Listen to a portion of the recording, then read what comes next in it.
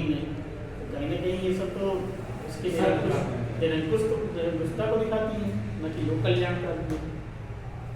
लेकिन जब लोक कल्याणकारी कहेंगे तो आप कहिए कि अशोक अपने 7वें स्तंभ लेख में कहता है कि मैंने आंस लगवाया है राहगीरों के चढ़ाने के लिए, सराएं खुदवाई हैं, जगह जगह प्याऊ लगवाए हैं पानी पीने के लिए, किसी को प्यास लगे तो उसको कहीं भटकना ना पड़े, छायादार वृक्ष लगवाए हैं, फलदार वृक्ष लगवाए हैं, किसी को दिक्कत ना हो, हमेशा उपलब्ध भी रहता था जब चाय करने लगे। हाँ, तो ये सब लोक कल्याणकारी स्वरूप को ही दर्शाते हैं।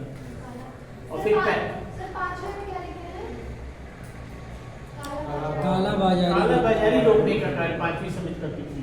6ठी कर समिति थी, देखती थी कौन कर चुकाया कौन नहीं चुकाया, कौन कर की चोरी कर रहा है। प्रशासन में चौथे घुड़सवार सेना तो लिखा है चौथी में। 5वीं में हस्ती सेना, ऐसे भी कर सकते हैं आप। 3री से पैदल घुड़सवारी, हाथी पे चढ़ गए, रथ पे चले गए, याद करने का तरीका है।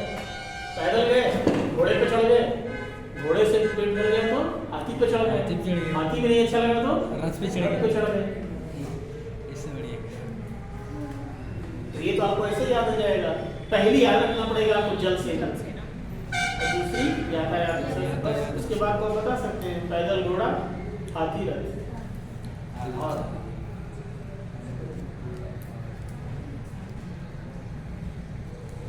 अब जैसे नगर में क्या होता है, नगर में शिल्प उद्योग धंधे होते हैं, पहली चीज तो पहली समिति हो गई।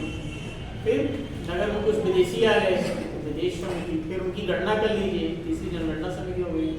फिर 4थी वाणिज्य व्यापार, फिर 6ठी 5वीं काला बाजारी रोकेगी, और 6ठी कर समिति।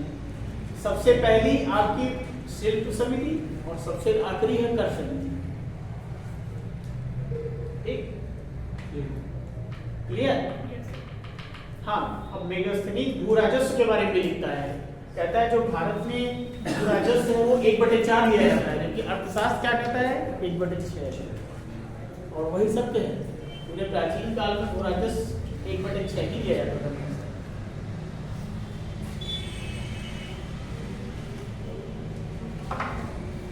तो मेगास्थनीज का 6ठा पॉइंट क्या है, 1/4।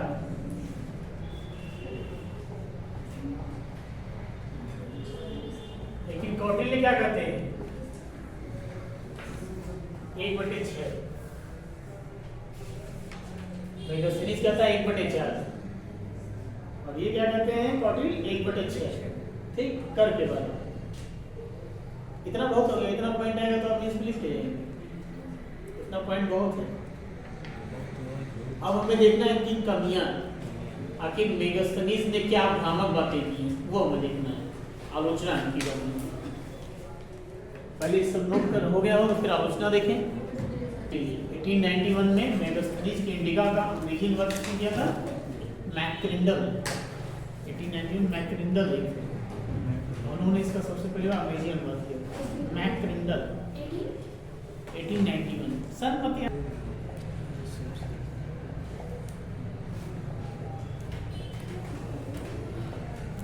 7 जातियों में बांट दिया। यूनान में जो चीजें थी उसने भारतीय समाज में लागू कर दिया। कौन कौन से थे, किस 7 जातियों को किसको बांटा था? दार्शनिक, सबसे ऊपर विद्वान को रखा था दार्शनिक, फिर कृषक,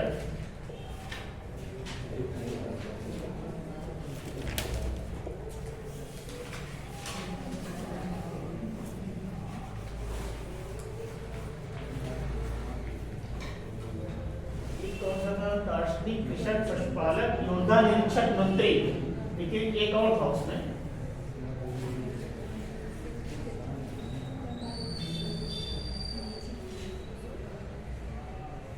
मतलब यूनान की तरह इसने 7 जातियों में बांटने का प्रयास किया मेगास्थनीज। पहली गलती इसकी यही थी। भारत में तो 4 चतुर्वर्ण व्यवस्था थी ना, ब्राह्मण, क्षत्रिय, वैश्य, शूद्र।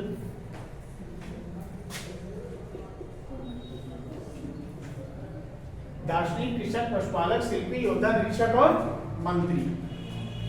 दूसरी कमी क्या थी? मेगास्थनीज कहता है अपने विवरण में कि भारतीयों को लेखा कला का ज्ञान नहीं था। ये दूसरी कमी हुई। क्यों?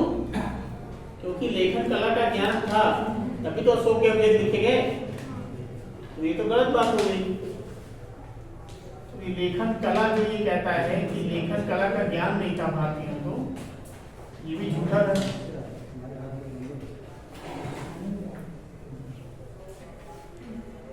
फिर और क्या कमी थी इनकी? हाँ, दास प्रथा। ये कहते हैं दास प्रथा नहीं थी भारत में। मेगास्थनीज ने कहा कि दास प्रथा भारत में नहीं थी, लेकिन आपको पता है कि कौटिल्य ने 9 प्रकार के दासों का उल्लेख किया है और बौद्ध जो है वो 3 प्रकार के। इसका मतलब दास प्रथा थी। ये गलत इंफॉर्मेशन ना मेगास्थनीज की, तो इनकी कमियां हैं। तो कभी कभी आपसे मुख्य परीक्षा में पूछ सकता है कि मेगास्थनीज का मौर्य समाज या नगर प्रशासन या उसका जो भारत में विवरण दिया है वो कहाँ तक सत्य है, या उसकी व्याख्या कीजिए, या मेगास्थनीज के अंतर्ग्रहण को बताइए। तो आपको सकारात्मक के साथ साथ नकारात्मक चीजें भी दिखानी है। ठीक है, अब हम आते हैं पॉलिटिकल हिस्ट्री स्टार्ट करते हैं चंद्रगुप्त मौर्य से। ये आपके सोर्स कंप्लीट हुए, साहित्य, विदेशी विवरण और पुरातत्व। अब हमें क्या देखना है? Political history. मौर्य वंश का कार्यकाल क्या है? 323 ईसा पूर्व से लेकर 184 ईसा। ठीक, ये भी इंटरव्यू में पूछ लेता है, एक 1 लाइन में पूछ लेगा मौर्य वंश का क्या कार्यकाल क्या था, ऐसे ही पूछ लेते कई बार। 323 से 184 ईसा। ठीक, पहला शासक कौन था? चंद्रगुप्त मौर्य, जिसने मौर्य वंश की स्थापना की थी।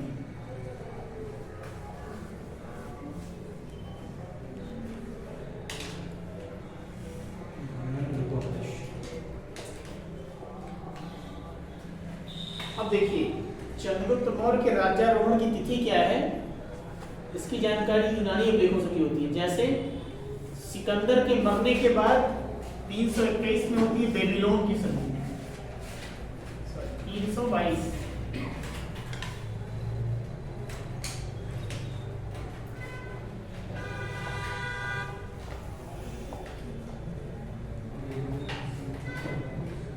तो इसमें इस संधि में क्या है? सिकंदर द्वारा जीते गए भारतीय राज्यों का विवरण मिलता है। मतलब 322 तक चंद्रगुप्त मौर्य शासक शायद नहीं बन पाया था, लेकिन 321 में एक संधि होती है ट्रैप बेरिस की संधि। ये आपको लिखना नहीं है, इन दोनों को लिखना नहीं है। इस संधि में क्या है? भारत पर नियंत्रण का अधिकार नहीं मिलता, मतलब उल्लेख नहीं मिलता। तो इसका मतलब ये है कि 323 से 321 के बीच में ही कहीं राज्यारोहण हुआ, और वो राज्यारोहण हुआ 322। ठीक, तो ये चंद्रगुप्त मौर्य की राज्यारोहण की तिथि है 322 ईसा पूर्व। ठीक, तो अब देखिए चंद्रगुप्त मौर्य के प्रारंभिक जीवन के बारे में बहुत कम जानकारी है। जैसे ब्राह्मण ग्रंथ क्या कहेंगे? शूद्र में कुल में जन्म लिया। विशाख दत्त क्या कहेंगे? वृषभ कुलहीन, वो भी बताएंगे। अलग अलग ग्रंथ अलग अलग बताते हैं, लेकिन बौद्ध और जैन क्या बताते हैं? क्षत्रिय। बौद्ध और जैन चंद्रगुप्त मौर्य को क्या बताते हैं? क्षत्रिय। और कहां से कहते हैं, कहां के क्षत्रिय? पिपलीवन के मोरी क्षत्रिय वंश में पैदा हुए।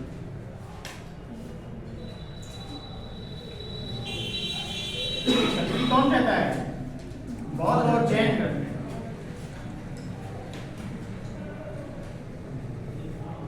और ब्राह्मण ग्रंथ क्या कहते हैं? शूद्र। ब्राह्मण क्या कहते हैं? शूद्र। विशाख दत्त क्या कहते हैं? वृषभ कुलहीन।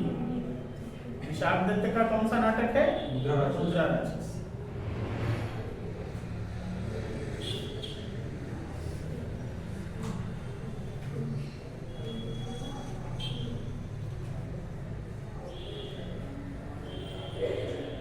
अब समस्या और बढ़ जाती है कि जब प्रारंभिक जीवन ही विवादास्पद है, तो इनके माता पिता का नाम भी हमें पता नहीं है चंद्रगुप्त मौर्य। अब ये समस्या हो जाती है कि कैसे इनको वर्णन किया जाए।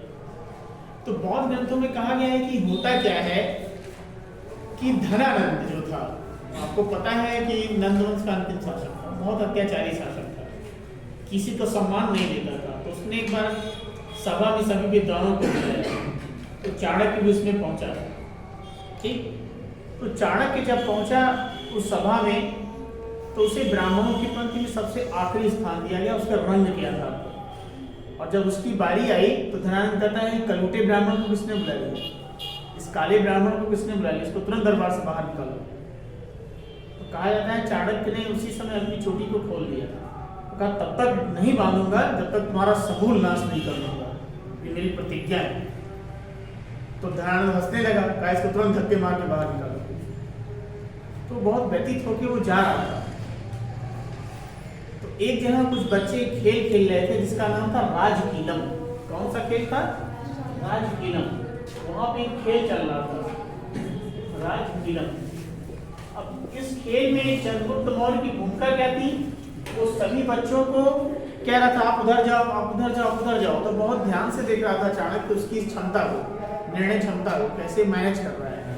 उसे अच्छा लगा, उसे लगा कि इस बच्चे में कुछ संभावनाएं हैं राजा बनने की।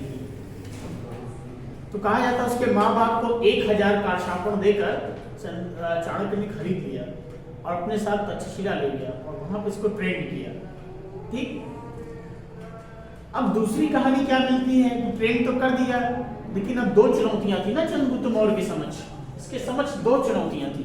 जब चाणक्य को राजा बना दिया, तो सेना इकट्ठा कर लिया, तो 2 चुनौतियां थी। पहली चुनौती ये थी कि उत्तर पश्चिम में यूनानी थे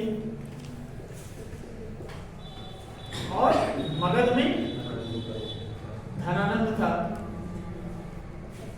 तो पहले किसको जीता जाए, इसको या इसको? ये डायलेमा क्रिएट हो गया।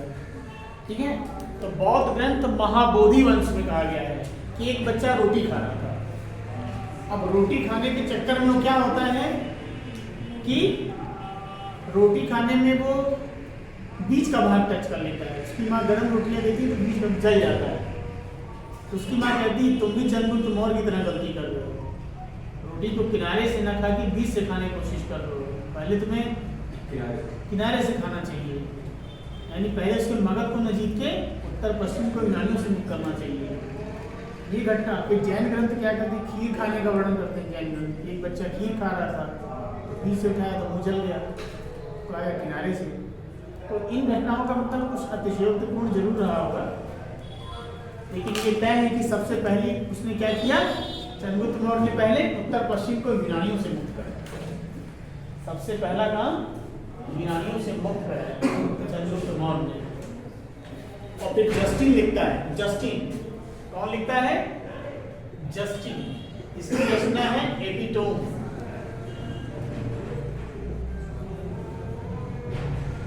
ये लिखता है जस्टिन की 6 लाख की सेना लेकर। कितनी? 6 लाख की सेना लेकर चंद्रगुप्त मौर्य ने पूरे भारत को रौंद डाला।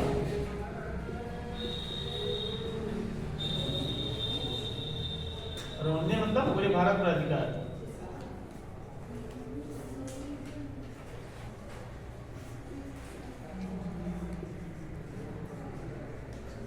कौन कहता है? जस्टिन। उसकी रचना क्या है? एपिटोम। उसमें कहता है कि 6 लाख की सेना लेकर चंद्रगुप्त मौर्य ने पूरे भारत पर अधिकार कर लिया। ठीक, तो उत्तर पश्चिम को यूनानियों से मुक्त करने के बाद मगध पर हमला करता है। कौन? चाणक्य और चंद्रगुप्त। और कोई एक राजा था पर्वतक, कहा जाता उससे भी सपोर्ट मिला था किसको? चंद्रगुप्त मौर्य। उसकी भी सहायता ली थी चंद्रगुप्त मौर्य ने। अब धनानंद का जो सेनापति था उसमें कौन था? भद्रशाल। अब इस युद्ध का वर्णन किसमें है? विशाख दत्त के मुद्रा राक्षस में।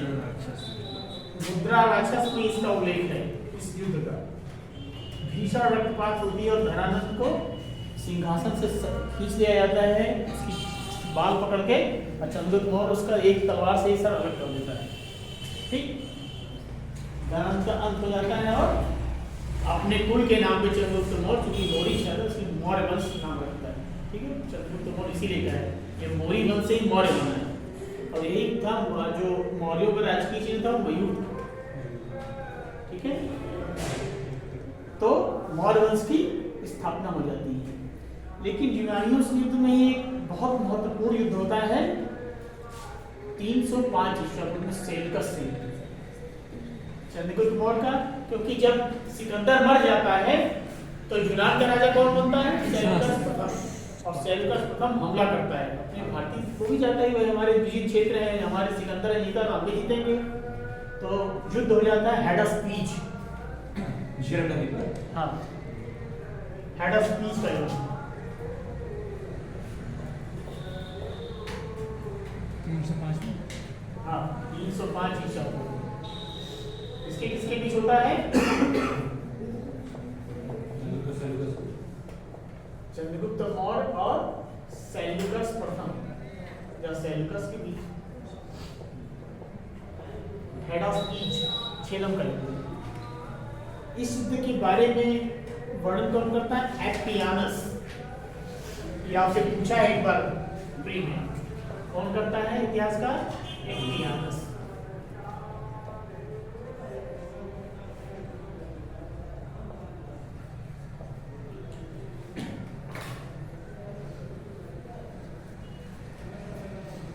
प्लूटार्क कहते हैं कि इस युद्ध में 500 हाथी चंद्रगुप्त मौर्य ने उपहार दिया सेल्यूकस को, और सेल्यूकस प्रथम ने अपनी पुत्री हेलेना का विवाह किससे कर दिया?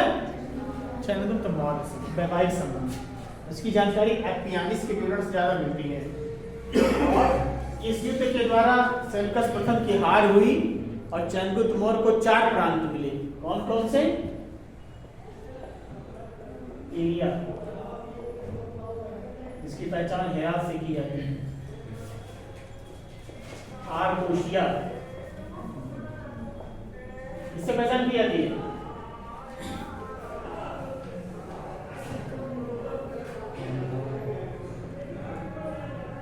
चंद्रगुप्त के साथ किसका शादी था सर?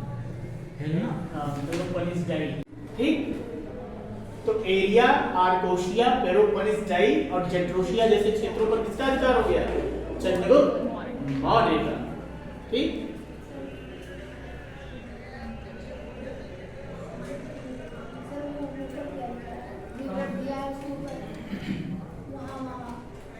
एप्पियानस, एप्पियानस ने इसका उल्लेख किया है, लिख लीजिए इंपॉर्टेंट करके एप्पियानस। अब बताइए, श्वेतांबर दिगंबर का कॉन्सेप्ट भी चंद्रगुप्त मौर्य से जुड़ा हुआ है। कहा जाता है कि 300 ईसा पूर्व में मगध में भीषण अकाल पड़ा। इसी का काल है ना, 300 ईसा पूर्व में मगध में भीषण अकाल पड़ा और इसने अपने स्वयं प्राण त्यागे थे। चंद्रगुप्त मौर्य कहाँ? कर्नाटक में। हाँ, इससे अपना प्राण खुद जैन जीवन के अंतिम दिनों में उसने जैन धर्म ग्रहण कर लिया और संलिग्ना विधि से अपने प्राण त्यागे थे। ये जैन ही कहते हैं अकाल के समय। ठीक है, 300 ईसा पूर्व में, और 298 में इनकी मृत्यु भी हो जाती है। तो अगला शासक कौन बनता है? बिंदुसार। चंद्रगुप्त मौर्य के बाद अगला शासक कौन बनता है? बिंदुसार। हालांकि सभी सहिष्णु थे, चंद्रगुप्त मौर्य हो चाहे बिंदुसार हो चाहे अशोक रहे हो, सभी धर्मों के प्रति सब सहिष्णु थे। ऐसा नहीं था कि केवल, और अशोक तो पहले कट्टर शैव था अशोक, लेकिन बाद में बहुत धर्म ग्रहण किया। तो चंद्रगुप्त मौर्य के बाद कौन बना? बिंदुसार।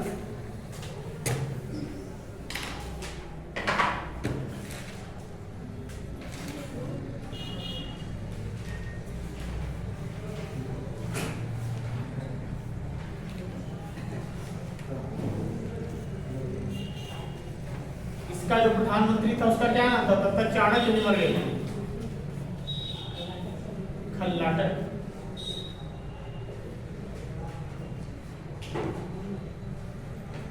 आजीवक संप्रदाय से किसका अच्छा संबंध था? आजीवक संप्रदाय के जो पिंगल वंश से, उनसे भी ये बातचीत करता था।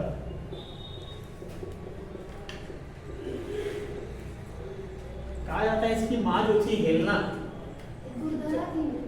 दुर्धरा थी, शायद इसने बहुत विष उसके लिया था। जब ये पैदा हुआ तो इसके बिंदु हो गया, 60 पर कहानी मुझे नहीं पता, आप दूरदराज शायद सही। जो भी कोई रहा वो नहीं पूछेगा आपसे कि दूरदराज किसकी बेटी थी, वो नहीं पूछेगा कभी, आपसे यही पूछेगा। प्रधानमंत्री पूछेगा ज़्यादा ज़्यादा बहुत पूछना होगा तो मिलाने को दे देगा। अशोक के कौन थे? राजा। ठीक, तो खल्लाटक था इसका। तो बिंदुसार के समय में क्या घटना है, कोई विजय तो किए नहीं थे।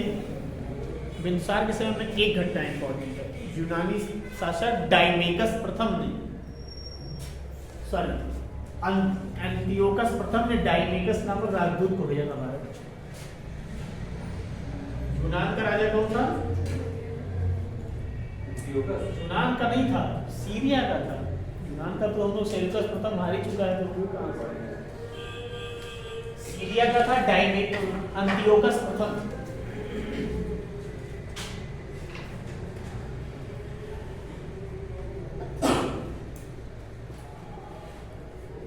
ये इससे डिमांड किए थे कौन? बिंदुसार। ये कहते हैं 3 चीजें हमको दे दीजिए।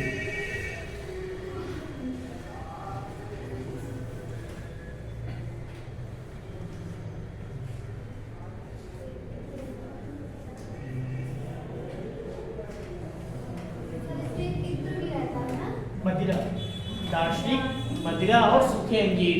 तो ये कहते हैं हमारे यहाँ विद्वानों का क्रय विक्रय नहीं किया जाता है, अन्य 2 चीजें भिजवा देते हैं। और इसी ने एंटियोकस प्रथम ने भेजा था डायमेकस को, डायमेकस नामक राजदूत को भेजा था। कहाँ? बिंदुसार के दरबार। ठीक, डायमेकस। इसमें और कुछ नहीं है बिंदुसार में इंपॉर्टेंट। तो आप चली जाइए ना, नहीं छूटे। वीडियो देखो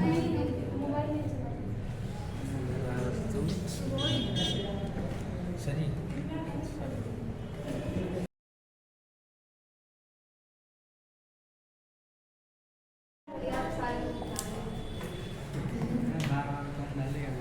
अब इससे महान शासक कोई इतिहास में हुआ नहीं। नाम ही है सब महान। बोल्गा से लेके जापान तक, जापान से लेकर चाइना तक, कहीं भी आप जाएंगे इससे ज्यादा महान शासक तो धरती पे हुआ नहीं, अशोक। इसका समय क्या है?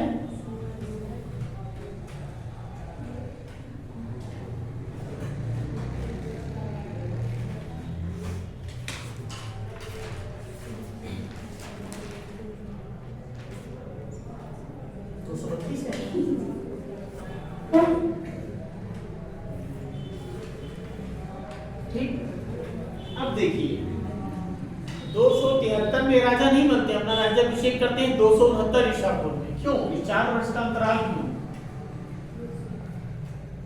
अब मौका मिल गया सबको कुछ लिखने का, तो बौद्ध जैन कहते हैं इनका अपने भाई से झगड़ा हो गया, अपने 99 भाइयों की हत्या कर दी, सिंहासन पर बैठ गए। ये तो पूरी झूठ बात है, 99 भाई के रहे नहीं होंगे, पहली चीज ये तो गलत बात है। हाँ, इनके एक बड़े भाई का नाम मिलता है जिसका नाम था सुशील।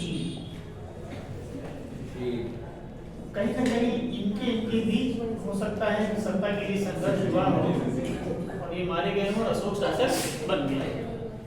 ठीक,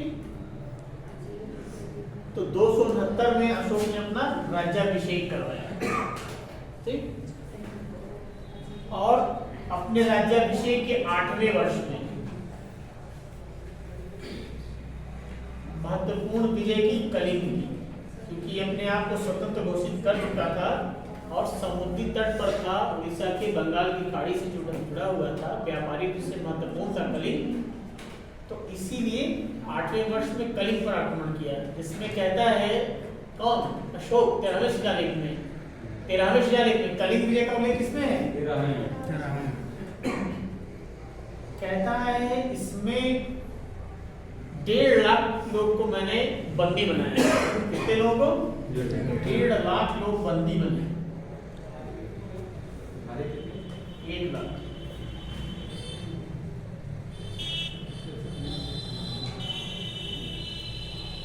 लेकिन ये भी कहता है कि भीषण रक्तपात को देखने के बाद अब मैं युद्ध नहीं लड़ूंगा जीवन में। हाँ, मेरी घोष की जगह अब धम्म घोष होगा, रणभेरिया नहीं बजेगी, अब धम्म घोष होगा। लोगों के कल्याण की बातें होंगी, किसी की जान नहीं ली जाएगी। ठीक है, लेकिन ये भी कहता है इसी अभिलेख में आटविकों को चेतावनी देता है कि ये मत समझना कि मैंने कलिंग युद्ध के बाद हथियार रख दिए हैं, चलाना नहीं भूले। अगर तुम प्रजा से लूटपाट करोगे, आटविक जातियों को कहता है, जंगली जातियों को, तो मुझे मजबूर होना पड़ेगा सैन्य कार्रवाई करने के लिए। मैंने सेना भंग नहीं की, मैंने केवल हथियार चलाना छोड़ा। हाँ, ठीक है, मतलब एक तरह से चेतावनी देता है कि लूटपाट बंद कर दीजिए, नहीं तो मैं सैन्य प्रयोग कर सकता हूँ। मैं छोड़ रहा हूँ, मैं किसी की हत्या नहीं करूंगा, लेकिन अगर आप मजबूर करेंगे तो मैं हथियार उठा सकता हूँ। ठीक है, तो ये 13वें शिलालेख है। और इस विजय के बाद इसकी कोई और विजय होती भी नहीं है, क्योंकि कलिंग विजय में इसका हृदय द्रवित हो जाता है। और अकबर के साथ ये नहीं था, भले दीन इलाही अशोक के धम्म के नियंत्रण में किए थे, लेकिन उसने तो युद्ध बंद नहीं किया था। अपने जीवन के बढ़ते समय भी 1601 में जो असीरण अभियान किया था चालाकी से, अशोक ने एकदम से बंद कर दिया था। उसने कोई युद्ध अभियान नहीं चलाया कलिंग के बाद, कोई उल्लेख नहीं था। तो ये बड़ा परिवर्तन था। हालांकि इसका कुछ झुकाव बौद्ध धर्म की ओर होता था। जैसे जब इसका बड़ा भाई था सुशील, उसको एक बौद्ध भिक्षु आता था पढ़ाने, उसका नाम था निग्रोध। तो जब इसको देखता था अशोक बालकनी से तो बड़ा खुश होता था, छोटा सा बालक, और इसको बौद्ध धर्म की शिक्षा देने आता था सुशील को, तो उसके व्यक्तित्व से प्रभावित था। कभी कभी उससे बातें किया करता था बौद्ध धर्म के बारे में। ठीक है, तो अलग अलग लोग अलग अलग बातें करते हैं। जैसे